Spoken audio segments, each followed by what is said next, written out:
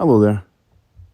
I was online earlier today and I noticed that Autocar had published an article about the Q4 E-Tron, and specifically about the extensive design refresh plus power and efficiency improvements for 2024. So I popped on the Audi website to have a look at the press release. The press release, dated 21st of September, says quicker charging, more power, characteristic sound, new suspension with Audi's DNA, and comprehensive assist packages. Sounds good. The opening paragraph talks about comprehensively updated, new suspension, efficiency, a characteristic sound, better drive, and higher charging power, and some of the optional stuff. All models are going to have the bigger battery pack, so 82 kilowatt hours, gross 77 usable. Quattro models will now get 175 kilowatt charging, with the rear wheel drive models sticking at 135. The battery protection function that they're talking about came out on 3.2, and it basically limits your charging to 80%, which you could have done anyway. But they're also now saying that if you use the e-Tron route planner, you can get preconditioning on your battery as you approach HPC chargers, and post-conditioning to cool the battery down if it reaches certain temperatures. All models are going to get a new type of electric motor on the rear, so permanently excited synchronous machine on the rear axle. It's going to be more efficient and give more power. And unfortunately, as I scroll here, you'll see the footnote stuff pops up and blocks what's on the screen. I'll put a screenshot from the PDF in a second, so you can pause that and have a look and see what it's actually saying there.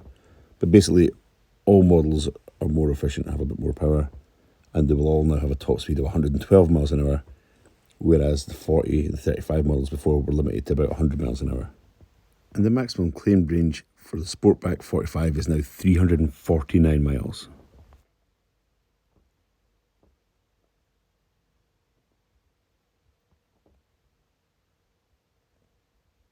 The next thing they talk about is improved steering response and suspension with Audi's DNA.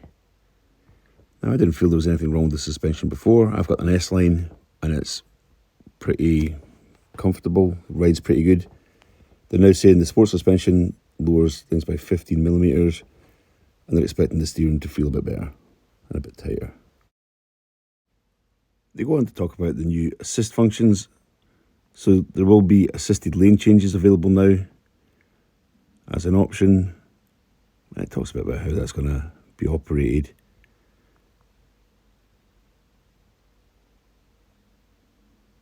And some small changes to the adaptive cruise control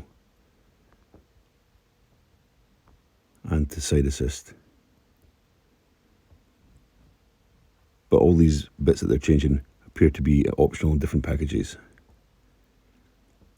We're still going to have the 10.25-inch virtual cockpit, but it's now going to come with navigation and infotainment and navigation plus as standard.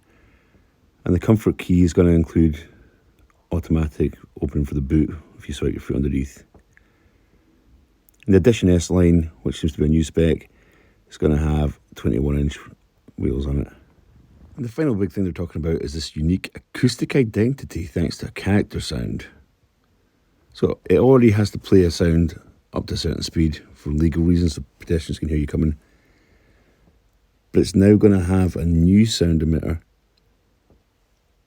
which is an innovative soundscape, which varies according to load and speed up to the car's top speed. But it's going to be played out some speakers both inside and outside the car. And you can deactivate that at any time. Although the pedestrian warning one will still be there.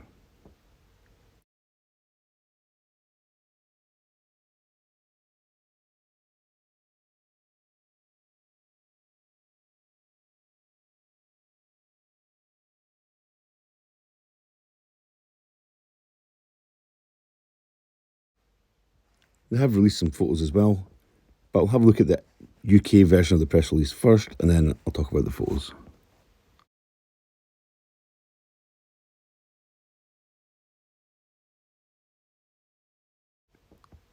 So moving to the UK press release, it has the same highlights. So faster, sportier, safer. And there's a bit about the range increasing. And quite a lot of this is just the stuff that we've just looked through on the Audi press release. The main things appear to be they're going to drop the 35 and the 40, and the 45 will be the new base model, with the 50 staying at the top of the range. The 45 Sport will start at 49,915. S-Line jumps up to 52,465, which seems okay given the increase in performance and efficiency over the 40.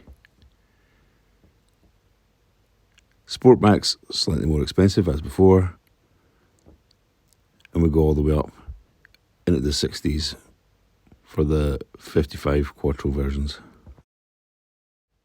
So as I said, the 45 appears to be the new base model. It's going to have 286 PS. Not to 60 is going to drop by about 1.5 seconds, and the stop speed's going to be up at 112 instead of 100 now.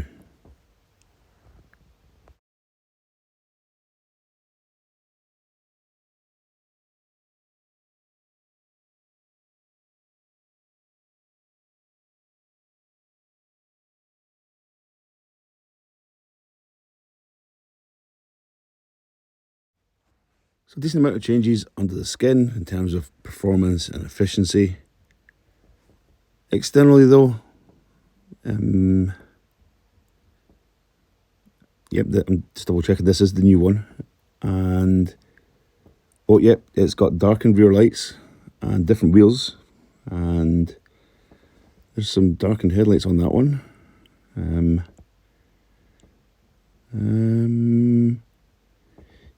Yep, none of that looks any different from mine apart from the lights, because I don't have the matrix LED. I'm not so sure about the extensive redesign thing. It doesn't look that much different to me. And zooming in on this interior photo, again, it doesn't look any different. I'll let you draw your own conclusions here.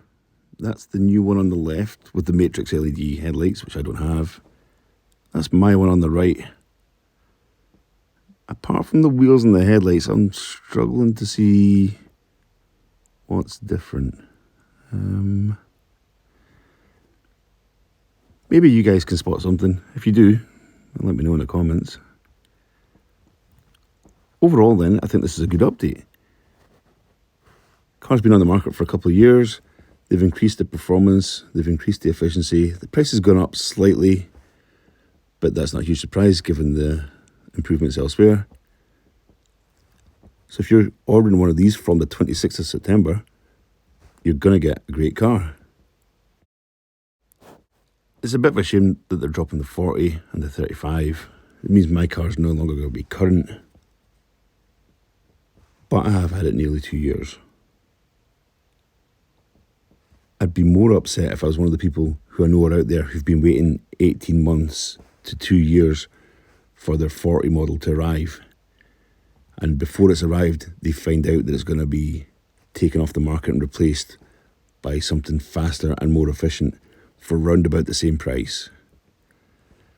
That's going to be a bit annoying.